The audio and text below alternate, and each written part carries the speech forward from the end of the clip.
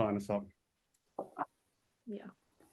Well, I will think that's pretty much.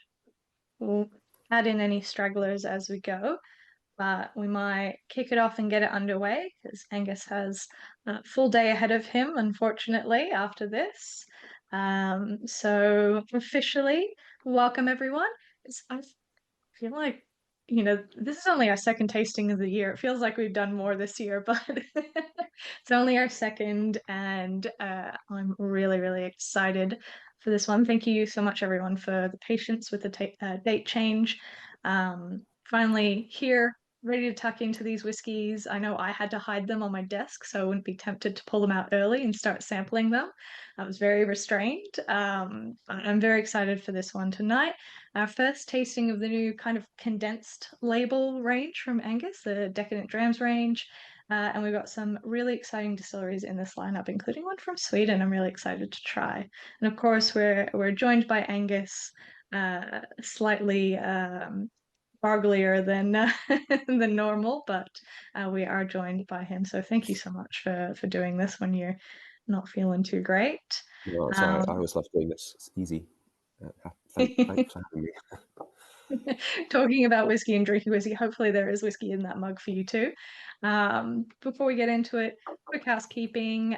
You guys might have seen our virtual tasting housekeeping video. I think I forgot to share it in the Zoom link email this week, but it's up on our YouTube channel.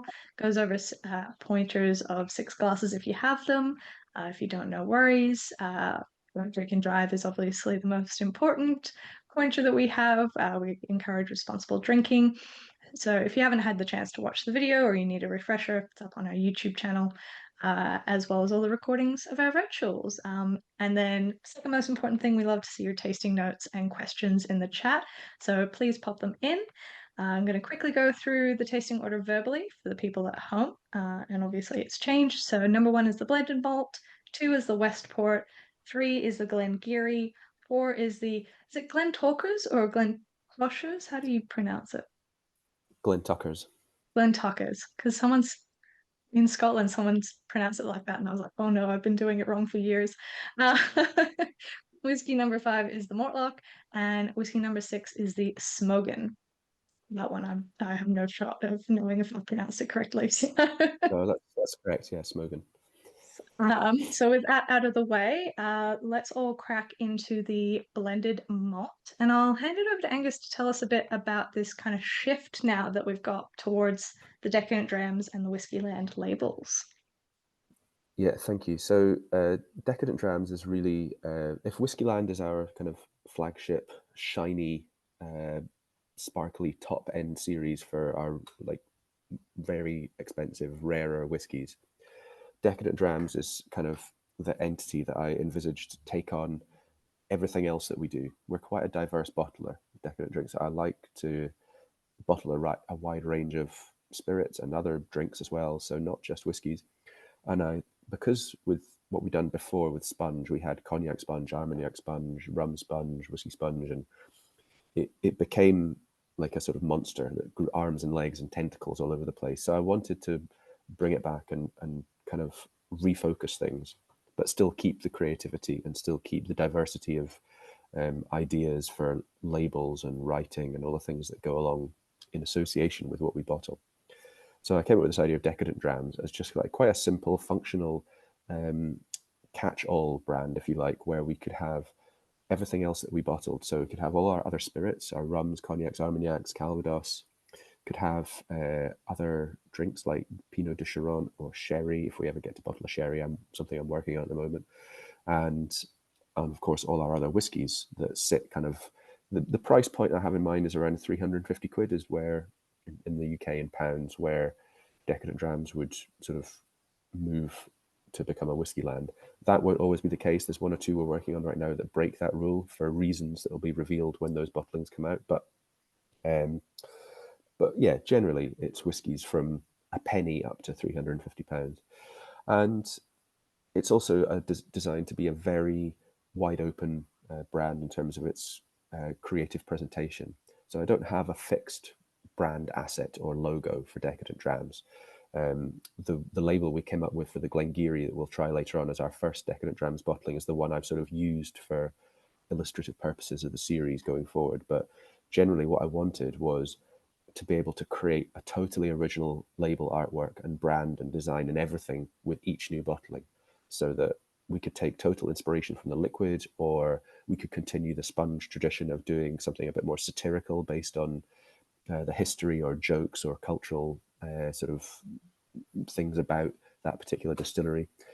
So it just gave us maximum creative scope to do what we wanted. So a good example, obviously, is to start with this blended malt. So this was I think the second Decadent Drams bottling we did, and it's a 23-year-old blended malt, and it was a blended malt that was put together in 2001. I think this is ex-Edrington blending stock that would at one point have been intended for famous grouse.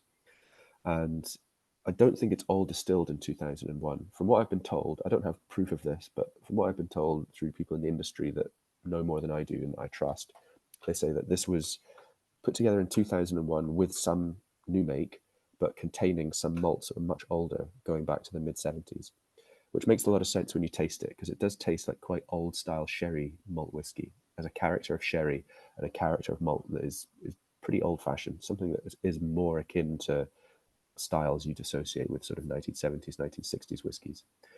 And so it's put together in 2001, predominantly from Highland Park, Macallan, Tamdhu, those sorts of makes that were typical Edrington blending makes. And then we got a few of these butts. There's quite a big parcel of these sherry butts on the market at one point, and a lot of bottlers bottled them.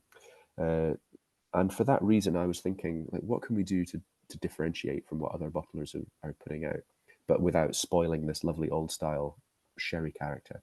And I thought the thing that it would complement it would be a little bit of peat. So we bottled an Ardbeg, a 2008 Ardbeg for Isla Sponge 3 a couple of years ago. And I took the empty butt. That was also a refill sherry butt and a very good Ardbeg. So I took that empty butt and just transferred the 2001 blend malt into it and let it sit for a year. And that just gave it a subtle kiss of peat, which is not necessarily too evident on the nose, but when you taste this whiskey, I think you get a really lovely inclusion of soft peat smoke, which just knits very nicely with the sherry. I'm very pleased with how this whiskey's turned out. And to go to the whole ethos of Decadent Drams, when you look at the label, I just took a kind of old style sherry approach. I took some imagery of old sherry bottlings from like the early 20th century, and we just played with that kind of imagery to create an old style whiskey label, which is inspired by actual old style sherry labels. And again, it's just a good example of taking a totally wide open approach with each label design. And as we will go through this tasting, you'll see how we've done that. They're all quite radically different presentations, and I'm really pleased with how the series is developing. And yeah, I hope you like this whiskey. It's exactly the sort of thing that I love to just pour into a tumbler. I drank this over Christmas. It makes a very, very good rusty nail if you mix 50% of this with 50% Drambuie. Makes an absolutely fantastic rusty nail. So my rusty nails are 15 mils Drambuie, so like 25% Drambuie and 45% whiskey, just because I think it. But yeah, that would be phenomenal. oh, you can play around with it for sure, but it makes a very good rusty nail, and it's yeah, I'm just really pleased with how it came out. It's a perfectly natural cask strength, like 45.1 or something percent. So just immediately ready for easy sipping, this whiskey. So yeah, I hope you enjoy it. I'm really happy with, and a good example of exactly what I like to try and do as a bottler, which is just find ways to subtly adjust in a sort of creative, qualitative, positive way the products we're putting out without nice, without over without overly kind of damaging the integrity of the whiskey. I don't like aggressive finishings or use of new casks or anything like that. We used a refill butt just to add a subtle influence of peat to this whiskey. And I think the result speaks for itself. So yeah, a good example of Decadent drinks, of Decadent Drams, and of our whole kind of approach and ethos to bottling. Yeah. These pictures aren't in order, so it's the third one from the left that we're drinking. Yeah, but the 5 stars on it. It's Brendan rates the labels, which are fantastic. The fruit bomb explosion to the right is the Gary that we were talking about that we'll try later on. But Yeah. yeah, this is really cool. Travis's comment is actually so good. And I don't know if this makes sense, but it's the most effortless dram I've had this year. That makes so much sense. It is such an effortless, non-thinking kind of whiskey. It's just enjoyable. It's got all those elements together. It's really beautiful. I spent the past weekend knocking quite a few Macallan 12s because it was the nicest whiskey at the nightclub I was at. And you can really get that lovely Macallan kind of undertone through it. And I think it just like lifts. And with the peat coming in, Michael's getting a bit of peat on the back end. Dale raspberry and red berries is a great call. Brendan's got a bit of melon and green grape. Ollie likes it better than the marketing malt. Controversial opinion. Yeah, I think it is exactly what you said. It's just that like And effortless, old. yeah, Yeah, yeah, beautiful. to me, it's Howard just Springs. reminiscent of old style, like 60s Speyside malt whiskey, classic era of sort of fuller bodied Speyside malt whiskey when it had a little bit more of a backbone and peat in it. So, yeah. Yeah, 100%. I think it's gorgeous. And yeah, I love Howard's comment. If Springbank married Macallan, it has that like kind of savory tone to it, almost a leather, which is fantastic. Alrighty, let's go on to whiskey number 2. So this is Yeah. the Westport, which is Yeah. Glenmorangie, So previous for Westport, Rock. yeah, Westport, which is essentially just Glenmorangie. It's this whole thing about teaspooning and it being sold as technically a blended malt. I don't know whether it is technically actually a blended malt. It's all this stuff is kept deliberately vague and opaque in order to protect brands and leave this kind of strategic uncertainty around these things. But the vast majority of what's in your glass will be Glenmorangie. And the fact it's got a vintage and a cask number and all these things are a good indication that it probably is 100% Glenmorangie. So this is it's 2003 Westport, and it matured for I think around about 18, was it 21 years? Yeah, I think it was around about 18 years in a refill hogshead, and it was then moved into first fill Oloroso sherry hogshead. So it's had a meaningful 2.5 so years sherry finish essentially, which to me is a length of time where finishes start to become much more meaningful and much more impactful. I'm not against finishing at all, but I believe that it needs to be done with the correct amount of patience and planning. And I think this kind of practice of just shoving something in something for 6 months, I think it has very mixed results. It doesn't leave enough time for real integration. I think marrying something for 6 months in relatively gentle wood is a different thing. But finishing in order to gain additive impact from a new active cask is something that I think really just needs a bit of time for that to allow for proper integration. So anyway, I obviously think that's been a success here because we bottled it, and I really like it. You don't really find sherried Glenmorangie very often. Reminds me of some of the old Glenmorangie 18-year-olds that you used to get in the early 90s that had a lot more sherry in them. So yeah, this is just lovely, medium-bodied. If the blended malt we just had was kind of very classical Speyside with sherry, I would say this is going more towards a kind of classical Highland profile with sherry. It's more muscular, it's a bit more flinty, a bit more mineral, it's a bit more oily perhaps, and yeah, because it's Glenmorangie, it's not a big whiskey. There's still a lightness and a sense of balance, and you do get absolutely a bit of spice from the cask that it's been in as well, the sherry cask. You get a little bit of slightly more modern sherry cask character, a bit of oak, but I think the integration's lovely, and I'm pleased with it and happy with always happy to bottle things like this because they're just a little bit different. Yeah, I think that Westports are such an interesting thing. There was that period of time as well where Glenmorangie and Glenmorangie and were both owned by the same company as well, and they would spoon in Glenmorangie.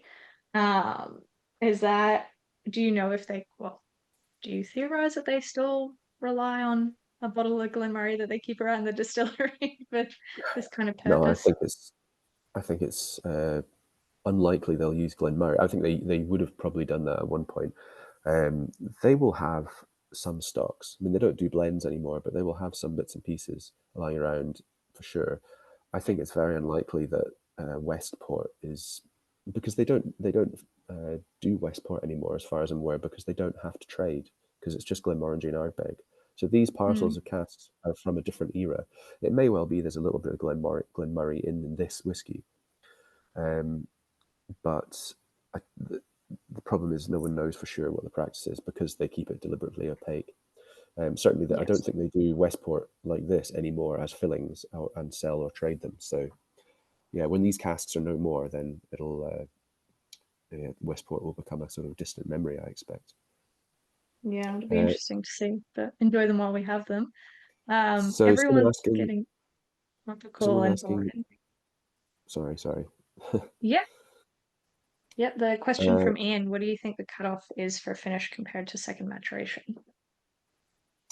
I think anything over a year usually starts to become sort of get into that secondary maturation phase, but really I think 2 years is where it becomes much more meaningful. I'm also of two minds about what to call this stuff, like secondary maturation. And secondary maturation, I think, sort of makes sense. I have friends that say, "Oh, this double maturation second, it's all bollocks. It's just maturation."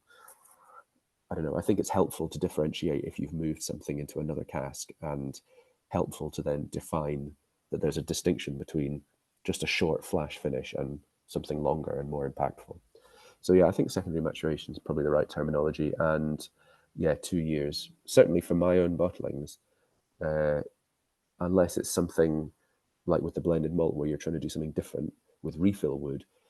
If you're trying to do something with slightly more active, impactful wood, I generally would say 2 years. There's always exceptions to these rules, of course.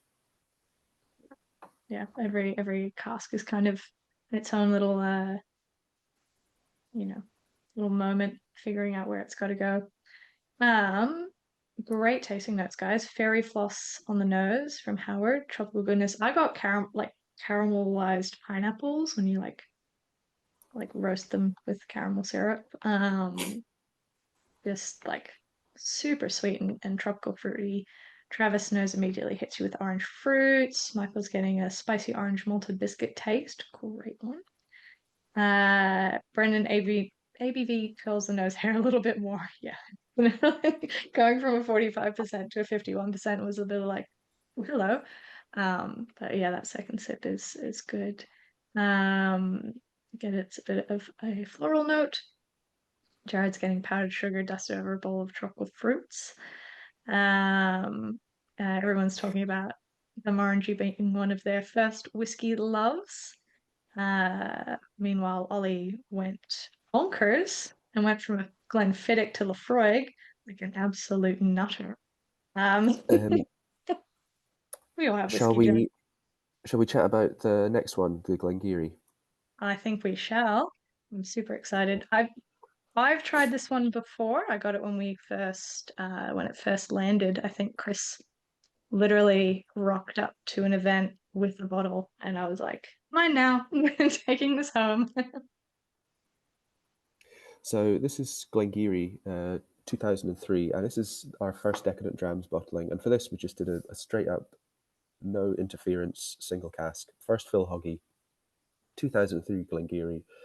And it's kind of like in some ways, it's a little bit like a calling card for what Decadent Drams is and what, Decadent Drinks likes to do as a bottler. In terms of our preferred style of whiskey, it's modern, characterful Highland malt whiskey at its best, I think, in that it's waxy, it's tropical, it's sweet, but not in an unnatural way. It's obviously got a good level of cask activity, but I think that cask activity is really nice harmony with the distillery character. Glengarry is a whiskey which I think has been through some ups and downs over the years, but it's still a really good, characterful modern Highland make. So there's a lot in here about, you know, what I love about whiskey, what I like to bottle, and the label sort of says it all. It's that kind of big explosion of fruit and Decadent Drams, hello, bang, new series. So it just felt like the right place to start. And yeah, I have nothing else to add. We bottled it single cask strength, no messing about. I hope you like it. It's very much my preferred style if I want to just pour an easy nosing and sipping whiskey. I love this style. Yeah. Most of the core range Glengarrys are all sherry cask matured as well, but the best Glengarrys I've had are all full maturation bourbon cask. They're just incredible. Hopefully we keep seeing more of these full bourbon Glengarrys in the market. Angus, remind me, your Glengarry Equinox and Solstice, was that a full bourbon cask? The Equinox and Solstice Glengarry we did was, I think, two bourbon barrels. I think they were refill barrels. Refill or first? That's going back away. I would need to go and look and remember what it was. But I think it was a couple of casks together. Yeah, I think it was like 2 or 3. It reminds me of that whiskey was a gentle version of this. Well, this is just all the sugars like front and palate. Yeah, I agree. And was it 2022? Goodness me. So 2 first fill barrels of 2011 Glengarry, 10 years old, 48.5%. Yeah, so absolutely. There's a lot of synergy between the ENS summer 2022 bottling of Glengarry we did and this.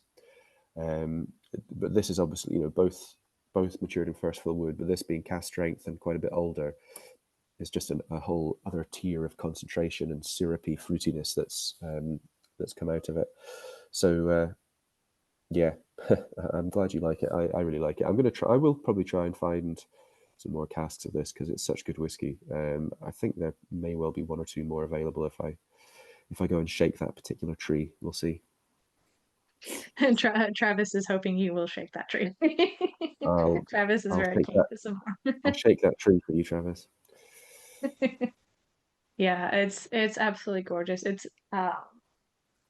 just like bright and fresh and summer and happy things. And I get like a little bit of frangipani flowers off it as well.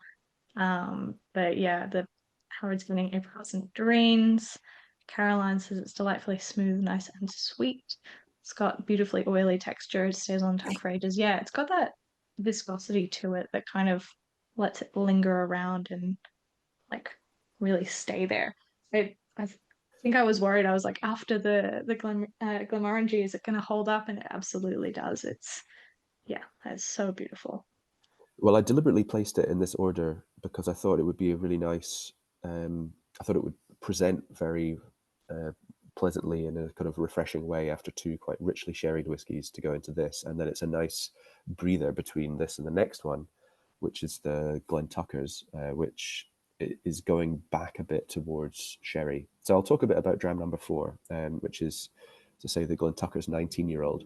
So this was the remaining liquid of a little marriage we did for a whiskey sponge bottling a couple of years ago, which was Glentauchers Whiskey Sponge Edition 82, I want to say, maybe. So it was a 2005 first fill sherry butt and a 2002 first fill bourbon barrel.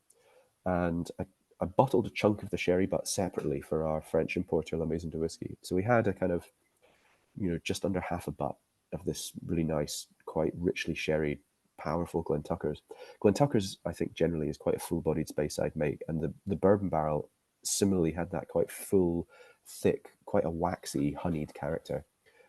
So I thought, what happens if we just smush these together? So we tipped the bourbon barrel in on top of the sherry butt and just left them to stew for a couple of months and bottled around half the mix. And by this point, the level in the butt is quite low. And I thought, right, let's just leave this to stew and fester for another year in this first fill sherry butt. So that's what we did. And this is the last of the liquid. There was only about 100 and 150-ish bottles or something that came out the cask, 140 something bottles. And I think we bottled this with a tiny bit of reduction as well. I can't remember, 57.1, I think the bottling strength for this is. Yeah, so we brought it down because it was still, even though the level was really low, so it sat in the cask with a lot of headspace, a lot of air, and so concentrating, getting a bit more additive maturation from the sherry butt and enhancing that sherry character, but still retaining quite a high strength, 59% or something. So I just brought it down slightly to one of our favorite strengths, 57.1. And I'm really delighted with the result of this whiskey. This is exactly why I like independent bottling and what I would do most of the time if I had the stocks and the freedom was to be able to just do little potions like this. So to me, this is like my philosophy in a bottling. It's two really good whiskies, but with a little bit of intervention and playing around in order to create something which is better than either of the whiskies individually and that wouldn't otherwise exist without our judgment and intervention and action as an independent bottler. That to me is what independent bottling should be about. And I'm delighted with the label for this one. Kat, one of our artists, did this label. She also did the first sponge bottling of this mix as well. And there's a lot of similarities between the two labels to sort of allude to the process and the same whiskey. And I think this is, it definitely gives me confidence that these kinds of decisions do lead to better products if they're given sufficient time and breathing space and room in the warehouse to really gel and work. So yeah, I hope you like it. To me, the whiskey is textbook Glentauchers, full-bodied, Speyside, really good sherry character, but very balanced by the activity of that bourbon barrel, which has brought in sweetness and fruits and waxes. So you get a really harmonious, quite complex whole whiskey. And again, that bottling strength, the little bit of water has just helped to bring out some of the fruitier components, but it still retains real power. This is I think a whiskey that it's quite close to my heart and I'm really proud of and pleased about. So yeah, I hope you'll enjoy it. Yeah, well, you had me at festers in a cask, And I Whiskey think needs to fester. Festering is very important. Yeah, there's a sort of intense tangibility to the word fester that doesn't exist with a lot of others. But it's absolutely gorgeous. Is that something we're gonna see more of with the Decadent Drams range? Is like accessing those casks that you've just emptied for other projects or similar projects? Yeah, we're now in the position as kind of like a group, because Decadent Drinks is really part of what's called the Vintage Saga group, which includes Whisky Auctioneer and Royal Mile Whiskies and Drinkmonger in the UK. So we have a burgeoning kind of cask inventory as a group, and a part of my role is really to look at opportunities as casks get bottled and emptied. What can we do with these interesting refills? What can we do with existing stocks that we hold to add value, make them more interesting?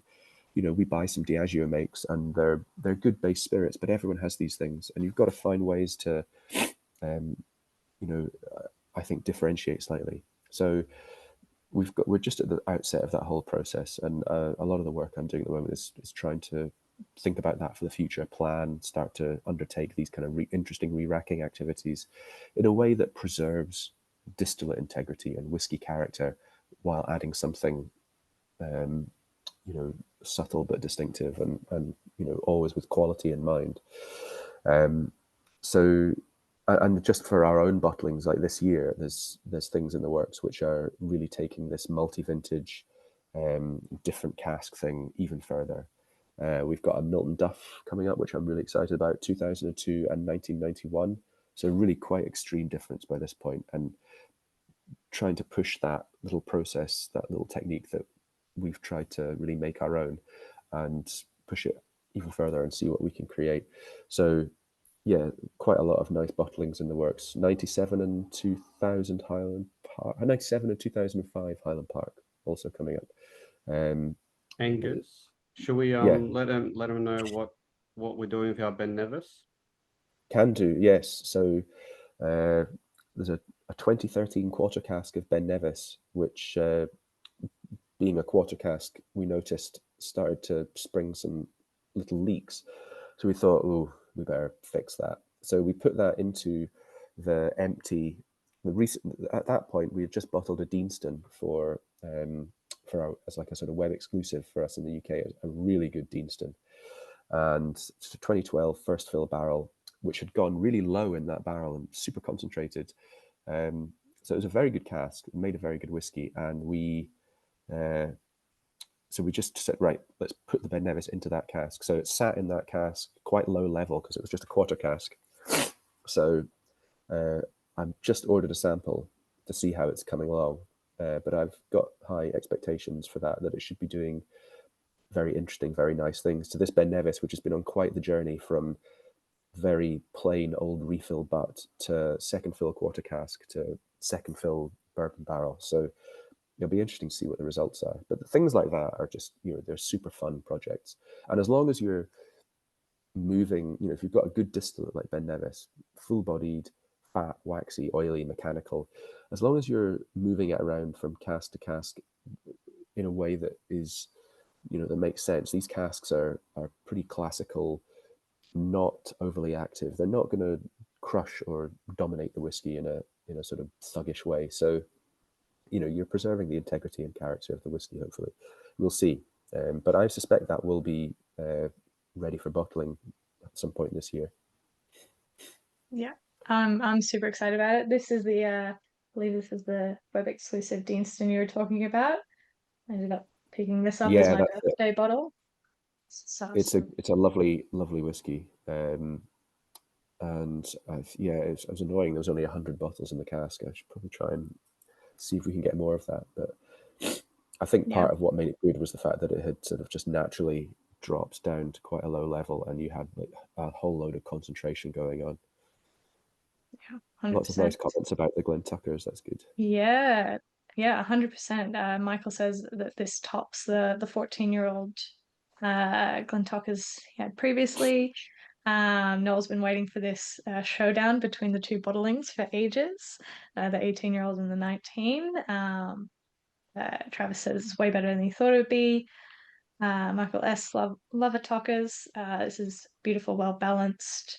Chocolate on the nose, oily dark fruits from Dale. It's not Brendan's favorite tonight. It's good, just not your Chuck jam. him out. That's fair. Chuck him out. Send it my way. I'll take care of it for you. I'll look after it. Don't worry. But yeah, so look, it's beautiful. It reminds me a lot of a bottling for whiskey show in Tokyo that somehow made its way onto the Whiskey and Element bar that was full maturation bourbon, and it just had that like honey crumpety biscuity but then fruit underbody to it. Absolutely incredible. So going from something like fruity and beautiful to fruity and maybe a little bit funkier. I feel like this whiskey number 5 is a little bit funkier than some of the previous ones we tried to make.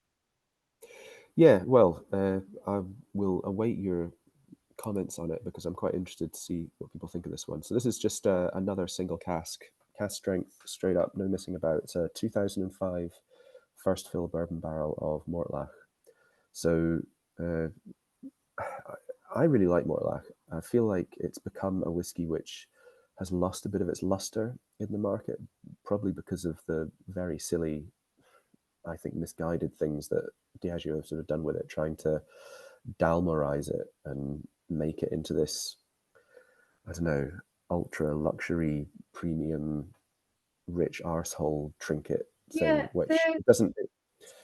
They're trying to like do weird stuff with it. When I was at Blair Athol, I saw they had a no age statement bottle for like £400 of Mortlach that happened to be in a bottle that looked like a spider web had grown all over it, and I had one of those just like, look how they've massacred my boy moments. Like it's very odd what they're doing to it. Yeah, it's kind of strange, but anyway, I think people's love of Mortlach has cooled a bit in recent years. However, I still really love it, and I was quite pleased when we found this cask because I think it's quite unusual to find, a first fill bourbon barrel of Mortlach at this kind of age in this day and age. A 19-year-old. A nice cast strength, naturally just at 52%. So like, you know, good power, but also a good level of approachability. And for me, Mortlach is still a distillate which has a lot of body and texture. The way it's made, you know, those sort of small stills, 2.8 distillation, whatever. I think that the weight of the spirit, the character of the spirit, people think about it traditionally as a whiskey which pairs with sherry, and it does. But to get it in a first fill barrel where you've got the sweetness of the first fill bourbon wood, but you've still got that weight and syrupiness of the spirit at this kind of age, it's a lovely combination of influences and factors. So I really liked it. I find this a big, fat, syrupy, generous, quite fruity. Again, this sort of sense of natural sweetness, barley sweetness, raw ingredients, quite a bit of waxiness. And people talk about Mortlach as being meaty. And I would say that I do get a little bit of that from here, but for me, it just comes through more as just nice textural, like vividly thick, oily, waxy character.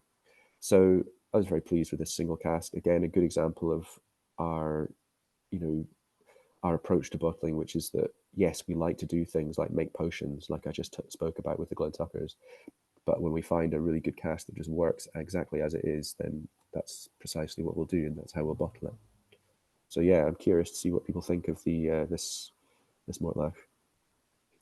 Yeah, I mean, I completely agree. It's got that like syrupy quality to it, that kind of stickiness on the palate almost. Like, you know, eating a spoonful of honey. I don't know how other people are finding it, and please chime in the comments.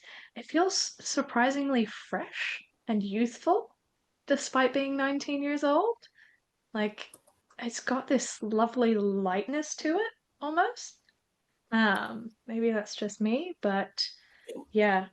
And I think, Ollie, if you've still got the photo, it's one of my favorite labels that you guys have done in a little bit. It's I don't know if it's the witchy vibes really spoke Yeah, to me. yeah. Yeah. I was quite keen to do something that played with the wee witchy story. Hmm. I've just heard apparently that there's a new official tartan in honor of the witches of Scotland, the women who were burned as witches during the 1500s to 1700s, and they've got their own official tartan now as well, which is a thing Oh, apparently, which is really well, cool. maybe we'll if we bottle another Mortlach, I might find a way to work that in. We'll see. Yeah. That So sounds pretty cool. I thought this was the official bottling of Wicked. he timed it just in time for Wicked. I hope that they don't think that and sue me. It'll be Disney all over again. Yeah. Yeah. No, I think you might Um, get away with it. all right. So, shall we talk a bit about the Smogen then? Yeah, I think so. Just a quick run through some of the tasting notes. Straight up honey fruit bomb, honey green apple for days, very pleasant. Travis agrees with me about the youthfulness and the freshness. So does Michael. Fresh, light, bit sweet, fruity, but isn't as syrupy as the last couple. Other Michael K loved it, burnt sugar and syrup. Yeah, just gorgeous. And now we can move on to the final whiskey, which I'm the most excited about. But before we dive into it, quick show of hands, has anyone had Smogen whiskey before? Oh, Noel's had it before. Ollie, I might have. I feel like there was an SMWS that came out at one point from it, but I'm not certain. So I'm going to go into this as if I haven't. But yeah, tell us a little bit about this one and how it came about and the distillery as well. Yeah. So, Smogen is a tiny little distillery in Sweden, run by a whiskey sort of long-standing whiskey nerd called Par Caldenby, and Par is yeah, I'd say he's a bit of a maverick, really. He just paid for all this stuff himself, set it up, did it, makes a tiny amount of whiskey, but he makes very good whiskey, and he's put a lot of effort and care and diligence into it over the years. He's Swedish, so he loves peated whiskey. So Smogen is quite a heavily peated product, and it's really a kind of flagship definition of craft whiskey, in my view. And he's really been at the forefront of the kind of emergent Swedish single malt whiskey scene, which is now quite diverse and booming. And he's, his inspiration is really sort of Scottish whiskies, quite sort of older style Scottish whiskies, and that comes through in what he makes. So I've known Par for a number of years and a good relationship with him. I've been out to visit, and we have I think quite good friendship. And I'm lucky that he likes what I do and is happy to supply the occasional cask of Smogen. So we bought a couple of casks from him about 2 years ago now. We bought this, which is a Madeira Hogshead, and we bought the combination of two 2016 sherry quarter casks. So I thought, right, I want to buy some. Actually, at the time, I said I want to buy something and bring it over and tweak it a bit myself. So with this bottling, it was a 2014 Madeira Hogshead. We brought it over, and I transferred it into just a plain refill hogshead. So the Madeira influence was by that point I thought sufficient, and it was integrated because it was a full term maturation. It was really interesting. But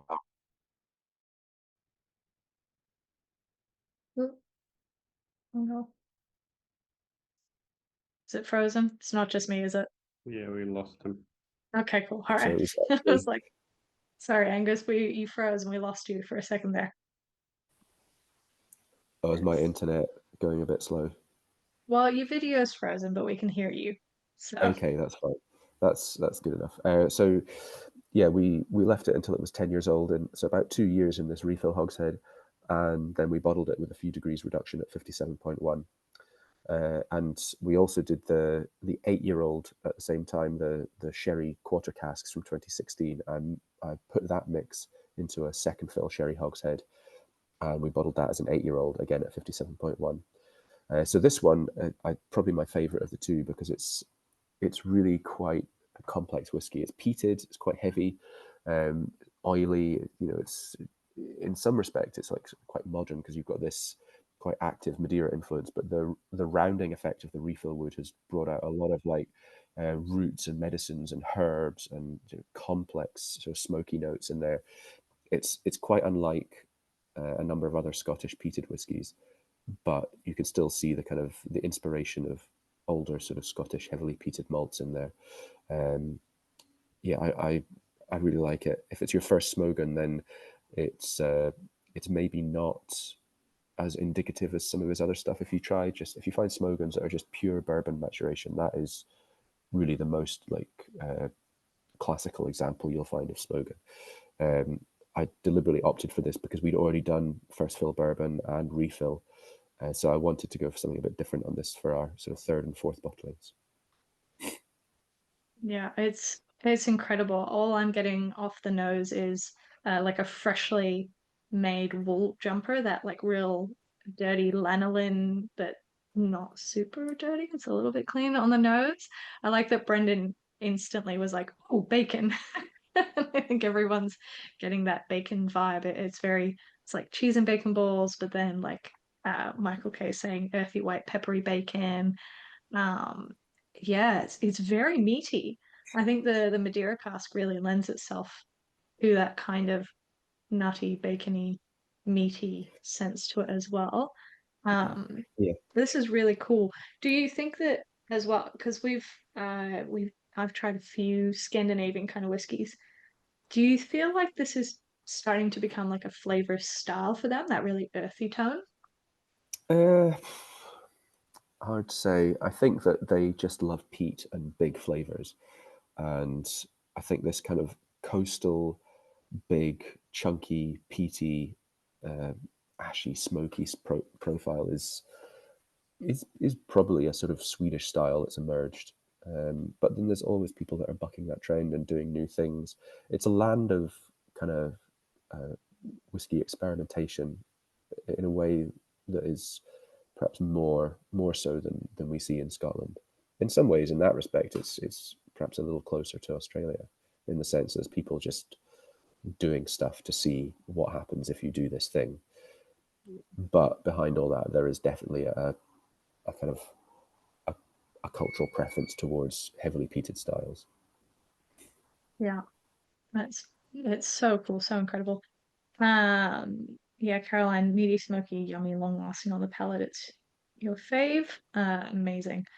Um, yeah, Michael Kalas on the palate. Michael, has any idea on the ppm? Do you have a number that they peak to, or Smogen's usually around 50. okay, easy. So about the Um, same as Ardbeg and stuff. Curious of what's your opinion on these proposed English single malt whiskey definitions.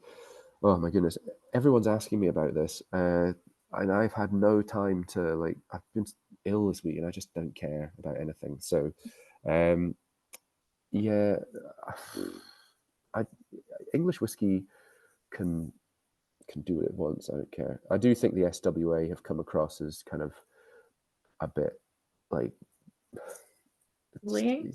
they just they sort of shot themselves in the foot again by appearing like to be against small producers and a bit against creativity.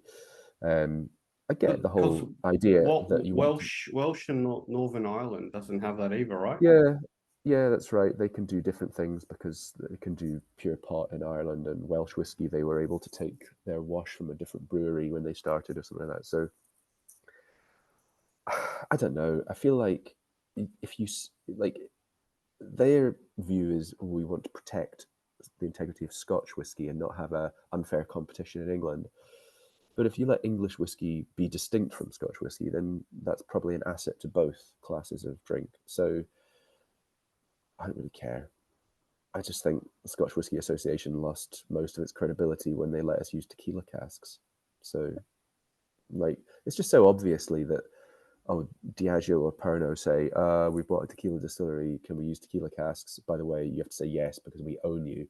Then, like, I don't believe they're that much use to small producers. I do believe we should have strict laws governing Scotch whisky, and that there is still plenty scope to be creative and make incredible world-class whisky within those definitions, and that it does protect the category. But I don't care enough about English whisky or the rules to feel strongly that they shouldn't be allowed to do something different. That's about as much of an opinion as I can muster on it, having not paid much attention to what's going on this week. Sorry, Emma. A little tidbit of information. So Lark in Tasmania, they got their wash from a brewery called just up the road. So did Overeem and a bunch of other Tasmanian distilleries. In their process, the same casks, the same still makers, everything like that, but they actually just came to an agreement. I won't tell you my wash recipe, you won't tell me yours, but we can get it delivered on the same truck to save costs. Because Lark and Overeem use the same warehouse, the same bond stores, everything for a long time until they scaled up. So that was the only sort of Chinese wall that they agreed to. We won't tell each other our wash recipes, but we don't have these regulations in Australia. Just 2 years in a wood vessel, doesn't even say oak. I do feel a little bit that the SWA's a large premise of their argument is the English have treated us like shit for years, so let's do something that annoys them. But the SWA is not. I'd be amazed if there was even like 5 Scottish people that worked for it. The SWA was recently run by a monumental arsehole that was one of the architects of the Brexit deal, Lord Frost. The SWA is the SWA is a very kind of conservative mainstream industry institution thing. It's not, the Scotch in it does not mean that it's full of Scottish people, or that it represents the views of Scottish people.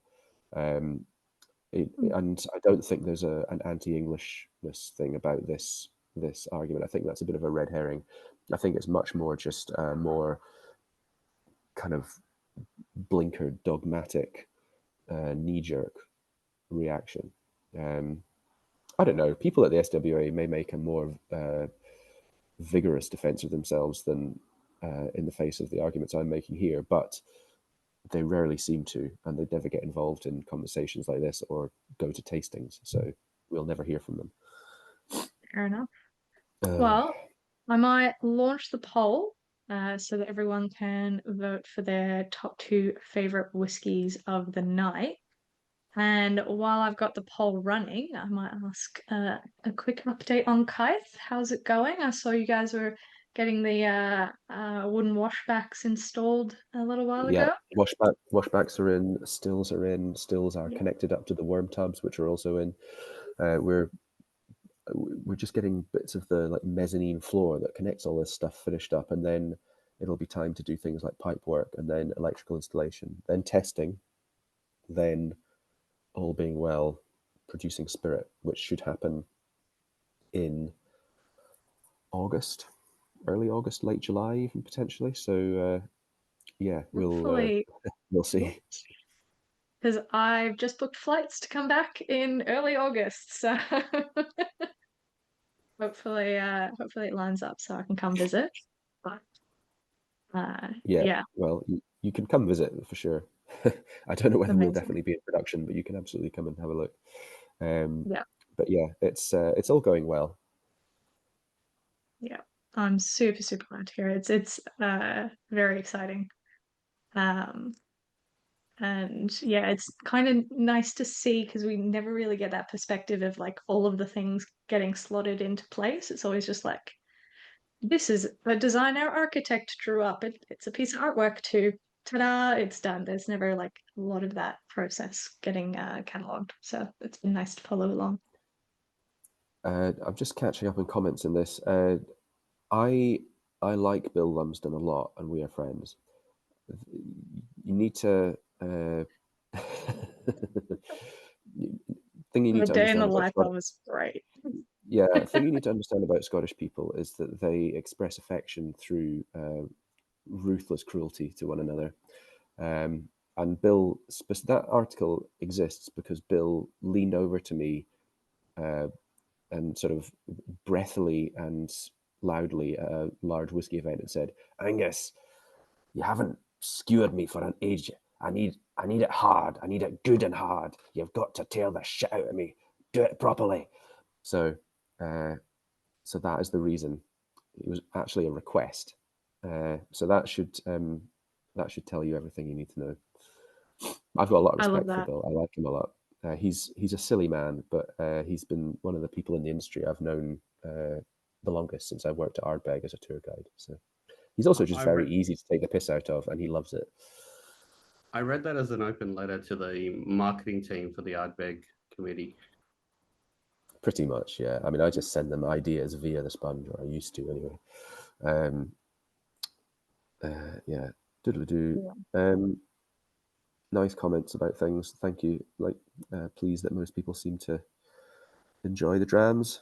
Yeah. What's the Michael result of says this thank poll you then? for Michael says thank you for persevering despite the man flu, but I will end the poll, share the results, and I mean, like, I'm not too surprised, but I think it's a fantastic result for the Glengarry. I mean, it just pulled ahead of from the kind of looks of it. Normally the first whiskey gets no love at all. So for the blended malt to get for a couple of votes as well has been absolutely fantastic. So Cool. yeah, I mean, great whiskies across the board. I really liked the Smogen. Obviously, Ollie and I can't vote, but the Smogen definitely was surprising love for me.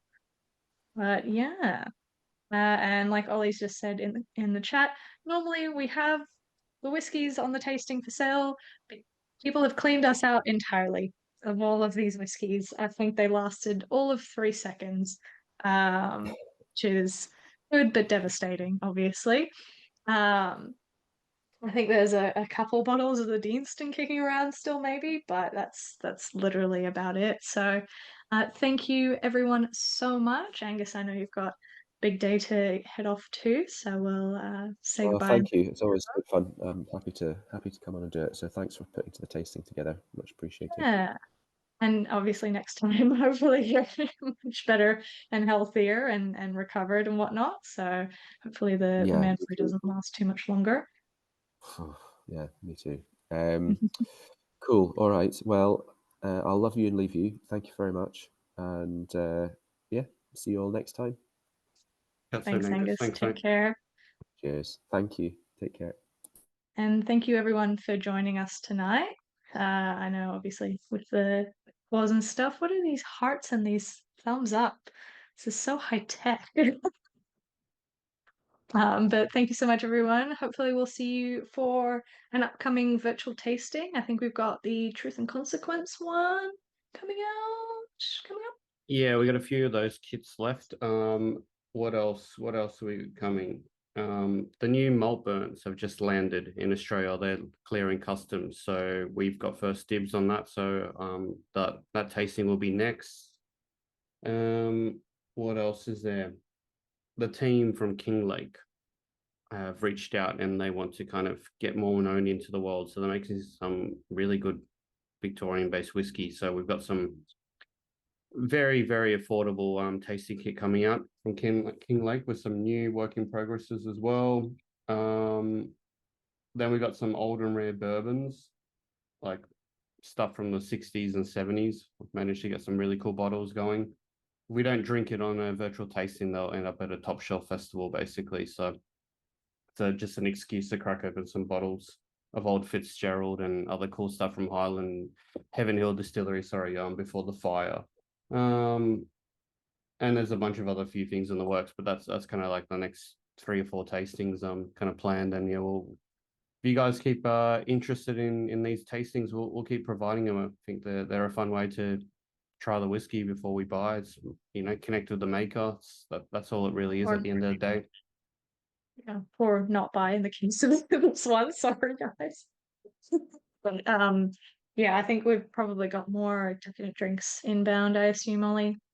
Yeah, and Chris has already sent out emails. I think everyone here is a rewards member. If not, rewards members get first dibs. So he's already sent out the expressions of interest of what's coming next. So yeah, there's some whiskies there under embargo that he's told you all about that Angus hasn't published to the world yet. So keep that under wraps. But yeah, there's some very cool stuff coming from Decadent Drinks soon. But we'll see you at the next tasting. Thank you all. Yeah, thanks so much for joining us, guys. Take care.